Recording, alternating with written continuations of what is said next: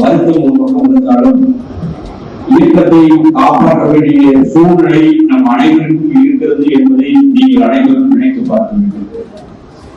ஏன்னா கடந்த முன்னாள் அமைச்சர் ஆனந்தன் அவர்கள் தேர்தலில் போட்டியிடுகிற போது பாரதிய ஜனதாவோடு கூட்டணியில் என்ற போது இஸ்லாமிய சகோதரர்களாம் என்னிடத்துல வந்து அத்துணை பேரும் சொன்னீர்கள், பாராளுமன்றத்திற்கு நாங்கள் வேலை செய்வதற்கு வருத்தமாக இருக்கிறதே, எங்கள் சகோதரர்கள் எல்லாம் பாரதிய ஜனதா கட்சியினுடைய கூட்டணியை ஏற்க மாட்டார்கள் என்று என்னிடத்திலே அனைத்து இஸ்லாமிய சகோதரர்கள் சொல்லுங்கள். அதை ஏற்றுக்கொண்டு பரவாயில்ல, நீங்க முடிஞ்ச வரைக்கும் செய்யுங்கப்பான்னு சொன்னார். என் பிள்ளை ஆனா கிடைக்கானா யார் கூப்பிட்டு சாரி போன்ற சகோதரர் அனைவரும் செய்ய எல்லாத்துக்கும் சரி பரவாயில்ல அப்படின்னு சொல்லுவோம். பாராளுமன்ற தேர்தலையும் நாம கடைசியில் அப்பவும் உங்ககிட்ட நான் என்னுடைய கருத்தை பதிய வச்சேன்.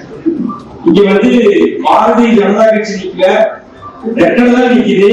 நீங்க ரெட்டலை ஓட்டு போடுங்க, தாமரை ஓட்டு போடுதுன்னா கூட உங்களுக்கு ஒரு வருத்தம் வரலாம். நீங்க ரெட்டலை ஓட்டு போடுங்க, உங்களுடைய எவ்வளவு மன்றாடி கேட்டேன். அப்ப கேட்கிறப்பவும் நீங்க அதையெல்லாம் ஏற்றுக்கொண்டு பேச என்ன இருக்கும் சப்ஜெக்ட் மட்டும் வெளியே ஆயுது